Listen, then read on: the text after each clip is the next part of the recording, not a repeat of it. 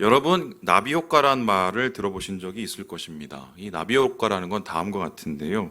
나비의 작은 날개짓처럼 미세한 변화, 작은 차이, 사소한 사건이 이후에 예상하지 못한 엄청난 결과나 파장으로 이어지게 되는 현상을 말합니다.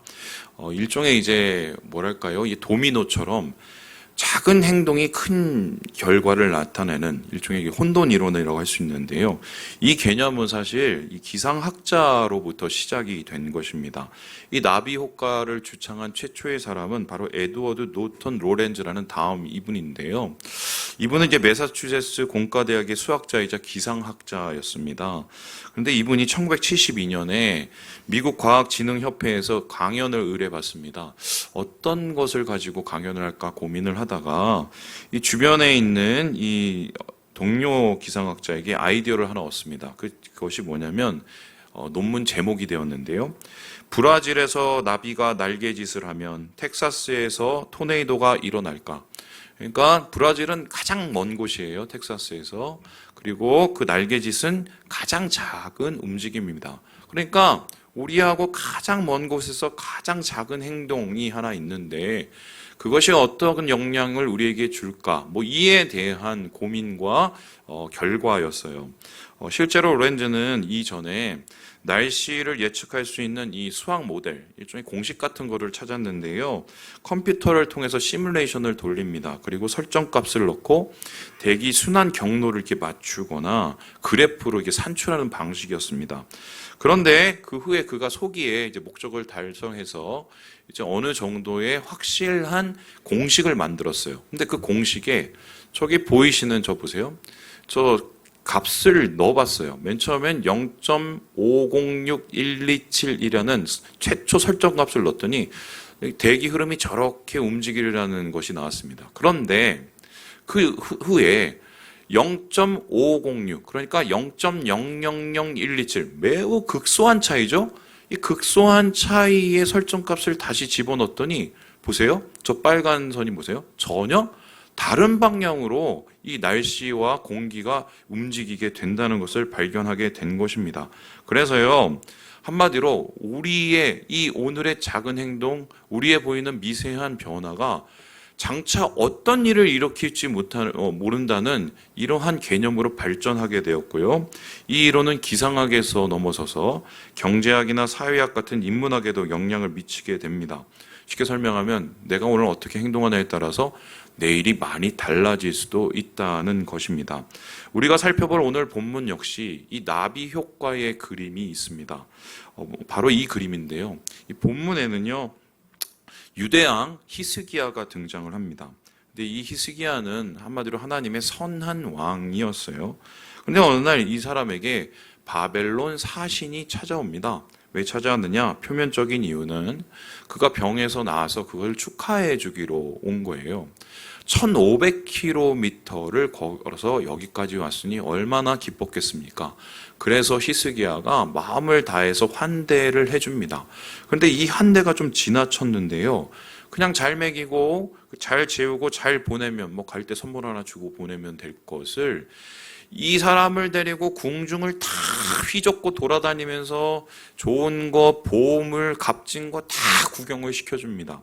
그래서 이것을 옆에서 보면은 거의 자랑질을 한다고 생각할 정도로 이런 과도한 행동을 하게 되는 것인데요. 오늘날로 생각을 해본다면 일종의 집들이죠. 누가 새 집을 샀는데 집들이를 온 겁니다. 그리고 나서 어떻게 해요? 방문을 쫙 다 열어갖고 야 여기 이 방이 본방, 이 방이 작은 방, 근데 여기는 유틸리티실도 있고 막 이렇게 갈아줍니다. 딱 문 열어봤더니 거기에 세탁기도 있고 새로 들어온 여러 가지 가전제품이 있어요. 아이고 이건 어디서 샀어? 내가 저기서 되게 비싼 거 30% DC 받았어. 이러면서 침대부터 그것까지 다 보고 심지어는 나중에 야 내가 여기 오면서 이전 거 다 팔고 내가 좋은 거 타려고 이것저것 자랑질을 했다고 쳐보세요. 눈살을 찌푸리게 할 수는 있지만 한마디로 그것 때문에 우리가 한마디로 이 사람이 망하게 된다 이렇게 얘기할지는 못할 거예요. 그런데 이 히스기야의 좀 과도한 자랑질이 전혀 예상치 못한 결과를 낳습니다. 나비 효과죠. 바로 이 그림인데요. 이후에 이 바벨론 사신을 돌려보내고 나서 바벨론으로 돌아간 이 사신이 이 소식을 전합니다. 그리고는 시간이 흐른 후 바벨론이 이스라엘을, 예루살렘을 쳐들어와요. 그리고 어떻게 합니까? 히스기야가 다 자랑질을 하던 그 값진 보화들을 다 뺏어갑니다.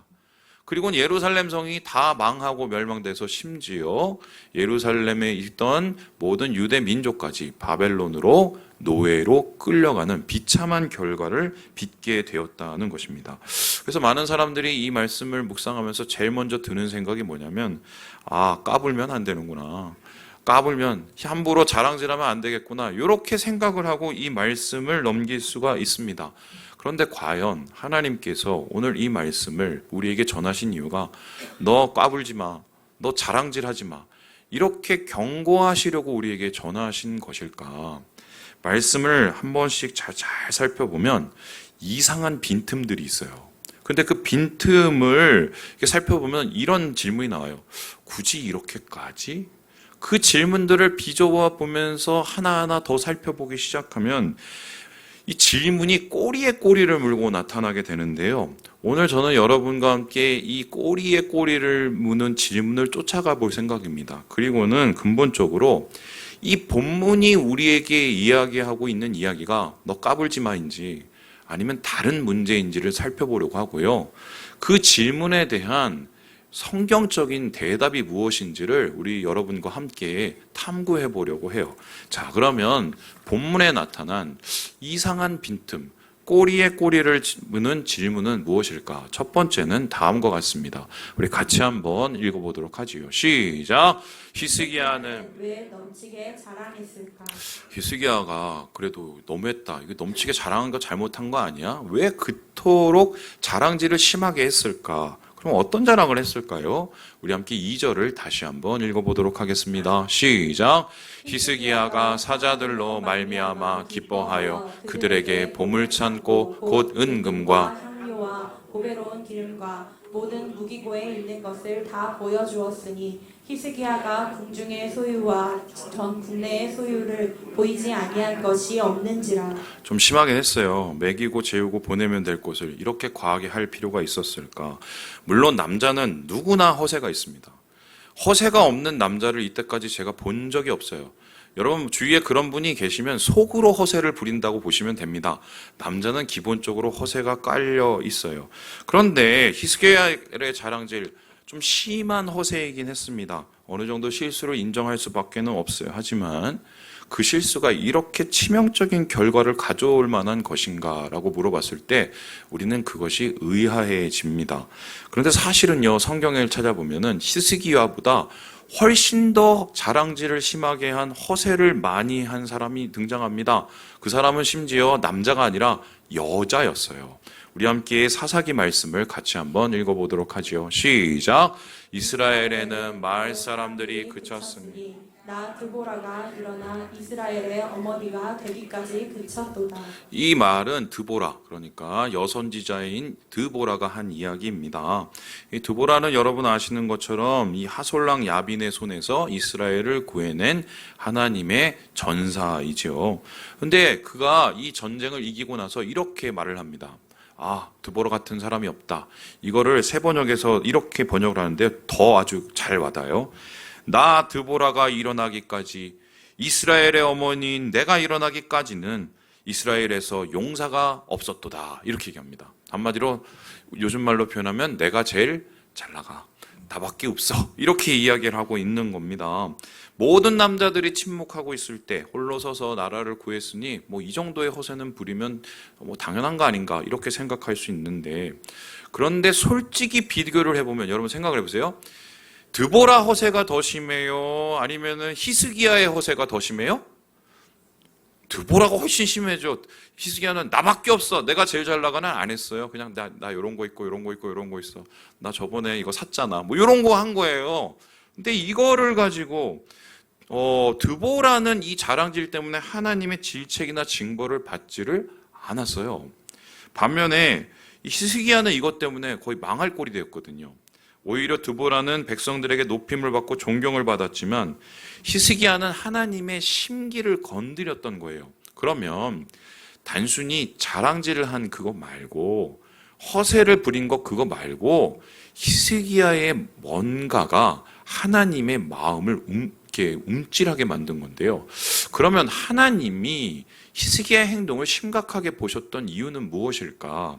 여기에 대해서 송병현 교수는 다음과 같이 이야기를 하고 있어요. 우리 같이 한번 읽어보도록 하겠습니다. 시작!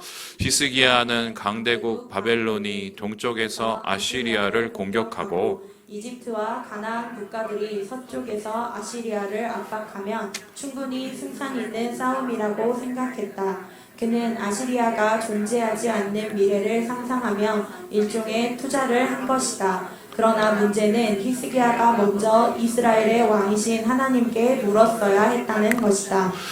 여러분, 유대에게는 정말 골치 아픈 적이 한 명 있었습니다. 바로 이 북쪽에 있는 아시리아라는 곳이었어요. 틈틈이 유대를 침략하기 위해서 보고 힘을 키우고 있으니까 맨날 불안했던 거예요.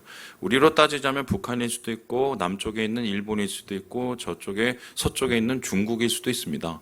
어쨌든 마음이 불안한 거죠. 그러니까 이거를 좀 어떻게 한번 해결해 볼까 그 고민이 있었는데 마침 그때 바벨론 사신이 찾아온 겁니다. 바벨론 사신은 그 당시 막 일어나기 시작한 신흥 강대국이었어요. 그러니까 얘네하고 손을 잡아서 한번 싸워봐.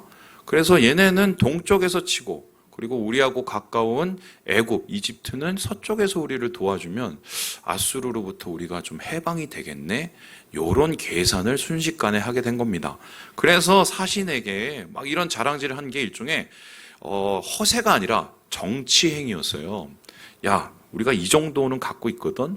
그러니까 우리랑 좀 잘해보면 되지 않겠어? 그래서 니네가 좀 도와주면 우리랑 같이 좀 아수르 좀 해결해 보자. 요거를 이야기하고 싶었던 것이죠. 실제적으로 그때 바벨론도 유대의 도움이 필요한 상황이었고요. 그 이후에 705년에 같이 손을 잡고 반역을 일으킵니다. 그리고 그 반역을 일으켜서 어떻게 되냐? 아수르가 바벨론도 끝장을 내고 그리고 유대도 끝장을 내는 뭐 이런 일이 벌어지게 된 것입니다. 단순한 자랑질이 아니라 복잡한 헤아림과 계산이 깔린 행동이었는데요. 이거를 하나님께서 좋게 보시지 않았던 거예요. 왜냐하면은 하나님께서 원하시는 것은 하나님을 의지하고 하나님께 먼저 의탁하는 것이었는데 히스기야는 그런 것보다는 당장 있는 정치적인 문제 때문에 자기의 계산과 생각이 깔린 행동을 했다. 그래서 이런 자랑질을 하나님께서 좋게 보시지는 못했다는 것입니다. 두 번째로 그렇다면은 본문을 통해서 우리가 생기게 되는 질문은 무엇일까요? 우리 같이 한번 읽어보도록 하겠습니다. 시작! 히스기야는 왜 멀쩡히 대답했을까? 이러한 히스기야의 잘못된 자랑질 정치적인 행동에 하나님께서 심판하시겠다고 이야기하십니다. 그런데 이에 대해서 히스기야가 어떻게 반응을 했냐면요. 너무도 멀쩡하게 반응을 했어요. 우리 함께 8절의 말씀을 같이 한번 읽어보도록 하겠습니다. 시작! 히스기야가 이스가에게 이르되 당신이 이른바 여호와의 말씀이 좋소리다 하고 또 이르되 내 성전에는 평안과 견고함이 있으리로다 하니라. 뭐 니는 다 망해. 그리고 네 자식까지 다 끌려갈 거야. 이렇게 얘기했으니까 충격적인 말을 들은 사람은 당연히 충격을 받고 그냥 입이 멈춰져야 됩니다. 그런데 히스기야는 그러지 않았어요. 매우 쿨하고 매우 평안합니다. 시원시원하게 하나 인정을 해요. 뭐 내가 잘못했네요. 그러니까 다 받아들일게요. 그러면서 하나님의 징책과 벌을 달게 받겠다고 말하는 대인배처럼 행동을 하고 있습니다. 여기까지는 긍정적으로도 생각할 수 있을 거예요. 그만큼 히스기야가 하나님을 그냥 인정했구나. 이 정도로 생각할 수 있는데 문제는 그러한 행동을 하고 나서 그 다음이 좀 이상하다는 거예요. 여기 보세요. 내 생전에는 평안과 견고함이 있으리로다. 이 말은 뭐냐면 내가 살 동안이라도 아무 일 없으면 나는 괜찮아요 라고 말을 한 겁니다. 앞에서는 대인배처럼 다 받아들여요. 그냥 잘못해요. 내가 벌 받을게요. 이렇게 해놓고는 그래도 나한테는 안 오는 거죠? 이러고 얘기가 끝나고 있다는 거예요. 대인배가 아니라 매우 이기적인 소인배다운 행동을 하게 된 것입니다. 이런 히스기야의 이중적인 태도는 학자들을 매우 혼란하게 하고 있습니다. 이것을 긍정적으로 바라보는 사람들도 있는가 하면 반면에 부정적인 시각으로 평가하시는 분들도 많이 있습니다. 왜냐하면 히스기야의 속마음을 잘 모르니까 도대체 이 사람이 어떤 마음으로 이렇게 멀쩡한 대답을 했는지 알 수가 없는 것이지요. 저도 이 부분을 가지고 되게 심각하게 고민을 했어요. 며칠 동안 고민을 했는데 어느 날 갑자기 제 머릿속에 탁 하고 생각나는 게 있었어요. 그게 뭐냐면 이런 건데요. 제가 이제 목사다 보니까 많은 사람을 만나요. 많은 사람 만나면 많은 말을 듣습니다. 그 말 중에는 좋은 말도 있지만 듣기 싫은 말도 있을까요, 없을까요? 많아요. 그런데 그 말 중에 어떤 냐면 목사님 이건 이렇고 저렇고 그러니까 막 소위 말해서 그것에 대해서 안 좋게 얘기하시는 분들이 예전에 있었어요. 근데 이제 그런 얘기를 들으면 제가 이 공격적인 가시 같은 말에 좀 마음이 상해요. 마음이 상하고 나면 사람은 보통 어쩌면 그 말에 어떻게 해요? 공격을 다시 하게 되죠. 근데 저는 그때 고민을 하게 됩니다. 왜요? 내가 여기서 기분이 상한 거를 딱 들키면 이게 좀 목사가답지 않은 것 같고, 그래도 한 교회를 이끌고 나가는 리더인데 좀 뭔가 좀 큰 그릇처럼 보이고 싶은 그런 생각이 생기는 거죠. 그러고 나서는 어떻게 하느냐? 이렇게 생각을 하는 거예요. 예, 알겠어요. 제가 더 생각해 볼게요. 제가 잘못했으면 고쳐야죠. 웃으면서 이야기를 합니다. 여러분 거기에 속으시면 안 돼요. 제 속은 썩고 있기 때문인데요. 바로 이사야의 말을 들은 히스기야 반응이 이럴 수도 있겠다는 생각이 들었어요. 겉으로는 하나님이 말씀하시는 걸 그냥 받아들이는 척을 하는 거예요. 근데 속으로는 마음이 상한 거예요. 왜 그렇습니까? 아니 다른 것도 아니고 내가 잘해보려고 하는 건데 이 조만한 이 나라를 저 아수르로부터 지키려고 하나님 이러는 건데 내가 이때까지 하나님한테 한 게 있는데 하나님 이것도 잘 알지 못하시면서 이거 이해해 주지 못하면 내가 마음이 많이 상하는데요. 이 마음이 있었던 것 같아요. 그래서 하나님의 그러한 처사에 대해서 어떻게 보면 아쉬움과 거기에 대한 여기 마음이 불편함이 있었을 것 같고요. 그런 것 때문에 이사야의 말을 들은 히스기야는 겉으로는 평안해 보이지만 속으로는 불편한 그러한 복잡 미묘한 이중적인 태도가 이러한 반응으로 나타난 것이 아닌가. 저는 그런 마음이 들더라고요. 그런데 이건 자연스러운 거죠. 누구나 이렇게 할 수 있어요. 화 안 내고 이 정도만 해도 잘한 겁니다. 그런데 이사야의 말을 들은 히스기야는 그렇게 하면 안 됐어요. 왜냐하면 그가 바로 몇 달 전에 죽다가 살아났기 때문입니다. 우리 한번 확인해 볼까요? 38장 말씀입니다. 시작. 히스기야가 얼굴을 벽으로 향하고 여호와께 기도하여 이르되 여호와여 구하오니 내가 주 앞에서 진실과 정심으로 행하여 주의 목전에서 선하게 행한 것을 기억하옵소서 하고 히스기야가 심히 통곡하니 중한 병이 왔습니다. 이제 죽게 생겼죠. 그래서 그는 하나님께 엎드렸습니다. 통곡했습니다. 살려달라고 간청을 했습니다. 그리고 아마 이때 자기가 지은 죄 혹은 지을 뻔한 죄를 하나님 앞에 다 고백했을 거예요. 예전에 그 암에 걸리신 분이 저를 찾아오신 적이 있었어요.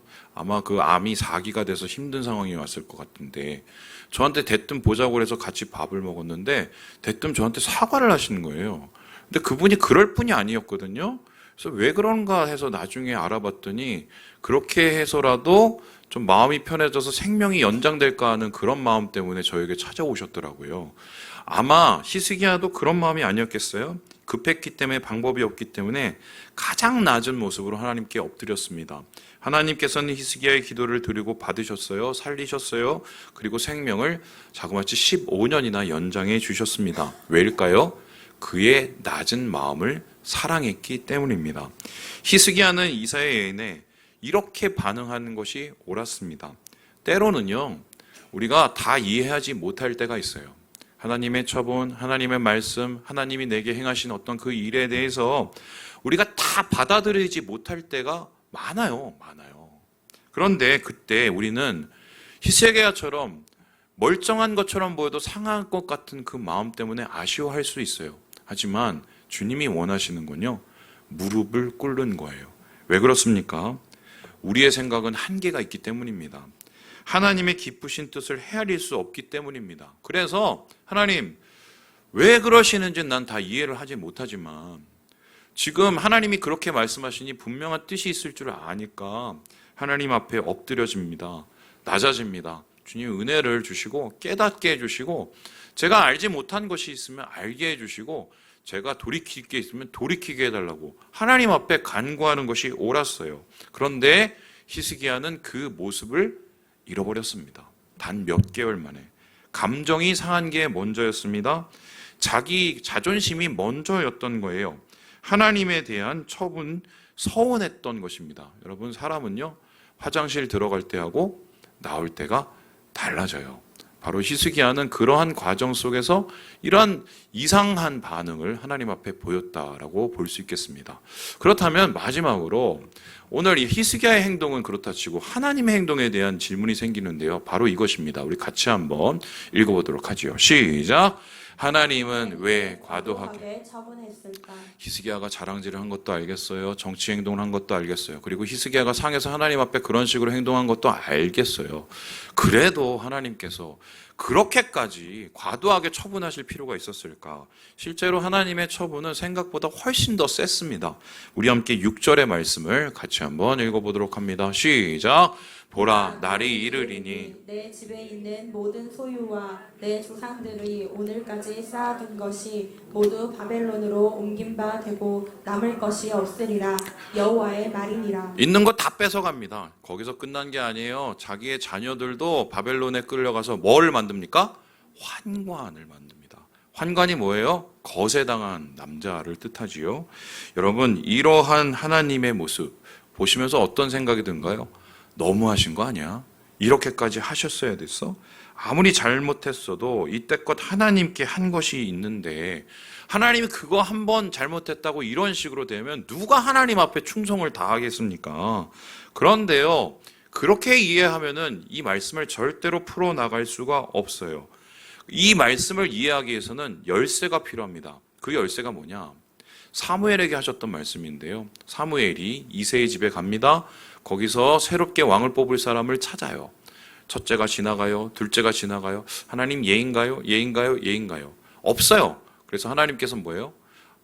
말씀을 하셨어요. 하나님은 무엇을 보신다고요?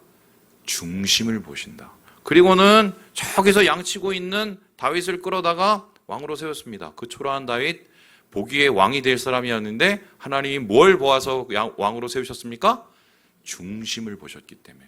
그렇다면은 하나님의 과도한 처분은 중심에 대한 문제라고 볼 수 있어요. 히스기야의 중심에 뭔가 심각한 문제가 있었다는 것입니다. 그렇다면 히스기야의 중심에 있었던 문제가 무엇인가? 오늘 이 말씀을 잘 살펴보면 빠진 게 하나 있어요. 히스기야의 자랑, 히스기야의 하나님에 대한 반응, 그의 모든 행동 속에 빠진 게 하나 있습니다. 여러분, 그게 뭔지 아세요? 하나님이에요. 그가 자랑할 때 하나님이 있었을까요? 없었을까요? 없었어요. 그의 반응 속에서 하나님을 인정함이 있었어요? 없었어요? 없었어요. 하나님에 대한 생각과 반응이 빠져버린 것입니다. 우리 함께 게리 스미스 교수의 이야기를 같이 한번 읽어보도록 하죠. 제가 한번 읽어볼게요. 히스기야는 바벨론 사신에게 자기의 병과 경건의 기도, 자기가 체험한 일에 대한 편지와 하나님의 치유에 대해 말할 큰 기회가 있었다. 또한 하나님께서 보호하시겠다는 약속을 온전히 신뢰했다면 바벨론에게 도움을 의존하는 필요가 없었을 것이다. 하지만 그는 실패했다. 하나님의 약속과 은혜에 마음을 두지 않았기 때문이다. 이런 거죠. 하나님께서는 히스기야 고쳐주시면서 뭐라고 하냐면 내가 네 몸만 고쳐주는 게 아니라 네 나라도 지켜줄게 라고 이야기를 했습니다. 그런데 히스기야 그거를 잃어버렸어요. 바벨론 사신 보자마자 그렇게 도와주시겠다는 하나님의 약속의 말씀 잊어버렸어요. 거기서 뿐이 아니죠. 하나님께서 그에게 베푸셨던 살리신 은혜도 잊어버렸어요. 그래서 그의 삶 속에서 지금은 멀쩡해서 건강하고 행복하게 자라고 살아가는 것 같지만 그 속에선 심각한 중심의 문제가 있었어요. 뭐예요? 하나님이 없어졌어요. 하나님이 없는 중심이 그의 삶 속에 그렇게 심각한 결과를 빚어낼 수 있다고 주님이 미리 경고하신 것입니다. 제가 오늘 이 말씀을 어떻게 전할 수 있게 되었냐면 지난주에 제가 한 가정을 방문해서 신방했기 때문이에요. 여러분 아시는 우리 함께 이 신앙생활 하시는 권사님인데 최근에 수술을 받으셨어요. 수술을 이제 폐에 이제 그 염증이 심하다고 해서 그 염증을 제거하기 위해서 수술을 받으러 갔다가 갑자기 깨어나시니까 폐의 3분의 1이 없어졌어요. 알고 봤더니 열어봤더니 여기에 암이 발견된 거예요. 그래서 암덩어리를 떼내냐고 많은 부분을 하려고 3분의 1이 사라지게 됐어요. 그리고 나서 이제 권사님이 참 여러 가지 어려움을 겪으면서 이제 버텨내시고 있는데 저한테 말씀하시기를 목사님 제가 새벽마다 말씀을 잘 들었다는 거예요. 그래서 말씀을 어떻게 들으셨는데 그랬더니 휴대폰을 가지고 여기다 갖다 대고 들으셨대요. 여기 상처 부위에 그렇게까지 이제 저를 신뢰해 주셔서 감사하지만 하여튼 그랬다는 거예요. 그리고 나서는 그 권사님께서 저한테 얘기를 하시는데 뭐라고 하냐면 그런데 이번에 어떻게 하나님께서 저에게 은혜를 주셨는지 모르겠어 이러면서 거기에서 있던 얘기를 쭉 하시는 거예요. 어떤 얘기를 하셨냐? 갔더니요. 갑자기 병실이 생겼는데요. 제가 창가에 갑자기 눕게 되었어요. 그리고 가서 어떤 이 간호사를 만났는데 그분이 저한테 이렇게 해줬어요. 이러면서 막 그 있었던 깨알 같은 이야기를 막 자랑질을 한 거예요. 근데 그 자랑질 속에서 그 끝이 뭘로 끝났겠어요? 그러니까 하나님이 저한테 너무 은혜를 베푸셔서 감사하다는 거예요. 제가 그걸 딱 보면서 느낀 생각이 있어요. 히스기야가 제정신이었으면 그렇게 한 게 맞았어요. 정치도 그 다음이고 아수르도 그 다음이에요. 그리고 자신의 미래도 그 다음이에요. 당장 오늘을 살게 해주시고 버티게 해주신 것은 누굽니까? 하나님이에요. 그에게 그런 감사와 하나님에 대한 생각, 하나님에 대한 약속, 하나님에 대한 기억이 있었다면 그렇게 반응하지 않았을 것입니다. 실제로 이 히스기야는요 38장 20절에 보면 이렇게 고백을 했는데요. 내가 여호와의 전에서 수금으로 노래하고 주님 구원을 찬양하겠다고 얘기한 그렇게 하나님에 대한 감격을 노래했던 사람이에요. 잃어버렸어요. 그러면 제가 질문을 던져보겠습니다. 어떻게 이러한 망각이 시작되었을까? 아이러니하게도 15년의 생명 연장 축복을 받고 난 이후였습니다. 제가 그래서 오늘 말씀을 정리하는 최종적인 질문을 여러분에게 드리고 싶어요. 그렇다면 15년 생명 연장이 축복입니까? 저주입니까? 복입니까? 독입니까? 좀 애매하죠? 그렇다고 당장 죽는 건 좀 아닌 것 같고, 그런데 여러분께 마지막으로 히스기야와 정반대의 모습을 가졌던 그 상황에 처했던 사람을 한 명 소개하려고 합니다. 그 사람은 누군가? 바로 바울이에요. 바울이 어느 날 하나님께 이렇게 간구를 합니다. 우리 함께 고린도후서 12장 말씀을 같이 한번 읽어보도록 하겠습니다. 시작! 이것이 내게서 떠나가게 하기 위하여 내가 3번 주께 간구하였더니 나에게 이르시기를 내 은혜가 내게 족하도다. 이는 내 능력이 약한 데서 온전하여 짐이라 하신지라. 바울은 강한 사람이었어요. 왜냐하면 그 강한 정신과 육체로 10,000몇 킬로, 거의 2만 킬로에 달하는 선교 여행을 떠나서 복음을 전할 정도로 강한 사람이었습니다. 그런데 그렇게 강했던 바울에게 가장 약한 부분이 있었어요. 그게 뭡니까? 육체의 가시였어요. 그 육체의 가시가 뭘까 생각을 할 때 학자들은 크게 뭐 2-3가지로 보는데 가장 일리가 있는 것은 안질이 굉장히 심했던가 아니면 간질이 있었다고 생각이 됩니다. 여러분 생각을 해보세요. 제가 갑자기 말씀 전하다가 개거품을 여기서 쓰러졌다고 생각해 보세요. 제 말에 대해서 아무리 좋은 설교를 해도 그 말을 은혜롭게 받아들이는 분이 몇 분이나 될까요? 아마 이 바울은 그러한 강박관념으로부터 매일 시달렸던 것 같아요. 그래서 오죽했으면 하나님 앞에 몇 번을 기도합니까? 3번을 기도를 해요. 어떻게 기도를 해요? 하나님 제발 이거를 떠나게 해주세요. 이거 때문에 진짜 사역이 안 되고 덕이 안 돼요. 하나님 3번이란 말은 말이 3번이 아니라 끝까지 하나님 앞에 매달린 거예요. 그런데 하나님께서 이러한 바울의 매달림에 어떻게 응답하셨습니까? 그 육체의 가시를 제거해 주셨어요? 그냥 남겨두셨어요? 남겨두셨어요. 히스기야는 고쳐줬는데 15년이나 살게 해줬는데 바울은 세차게 하나님께서 안 돼! 화가 납니다. 그래서 바울이 묻습니다. 왜요? 그랬더니 하나님께서 대답하셨어요. 내 은혜가 내게 족하도다. 그리고 덧붙이십니다. 이는 내 능력이 어디서 온전해져요? 약한 데서. 그러니까 하나님께서는요, 그에게 생면연장이나 육신의 연약함을 허락해 회복하게 해주지 않았던 이유가 뭐냐면 거기에 불편하고 연약하지만 거기에 뭐가 있어요? 하나님의 은혜가 있기 때문이라고 이야기를 합니다. 그래서 실제적으로 바울은 하나님의 그러한 말씀을 듣고 이렇게 찬양을 하는데요. 우리 같이 한번 이후의 찬양을 들어보도록 하죠. 시작! 그러므로 도리어 크게 기뻐함으로 나의 여러 약한 것들에 대하여 자랑하리니 이는 그리스도의 능력이 내게 머물게 하려 함이라. 고침을 못 받는데 어떻게 합니까? 찬양을 해요. 신기하죠? 그 찬양을 한 이유가 뭡니까? 여러 약한 것들에 대해서. 그것을 그냥 내두신 하나님을 찬양합니다. 여기서 특별히 약한 것이라는 이 단어가 다음과 같은데요. 아스데네이아예요. 이게 전체적인 약함을 뜻하지만 육신의 병을 뜻하기도 하고 소심한 마음을 뜻하기도 합니다. 그리고 우리의 가난한 상태를 뜻하기도 하고 결론적으로 우리의 무능력함, 무력함을 뜻하기도 해요. 바울은요, 히스기야처럼 고침을 받지도 않았어요. 히스기야처럼 재물이 많지도 않았어요. 오히려 있던 것도 다 뺏겼어요. 하나님이 그의 기도를 들어주시지도 않았어요. 오히려 그는 계속해서 아스데네이아해졌어요. 그런데 히스기야는 찬양을 잃어버렸어요. 감사를 잃어버렸어요. 하나님을 잃어버렸어요. 그런데 반면에 바울은 하나님이 계셨어요. 감사가 있었어요. 그곳에 은혜가 있었어요. 제가 여러분께 마지막으로 질문을 해봅니다. 무엇이 축복입니까? 무엇이 축복인가요? 목사님, 저는 히스기야처럼 15년도 살고 바울처럼 하나님의 은혜도 듣고 살고 싶어요. 그렇게 얘기하지 마시고요. 결론적으로 말씀 한마디로 마치겠습니다. 하나님이 없는 복은 복이 아닙니다.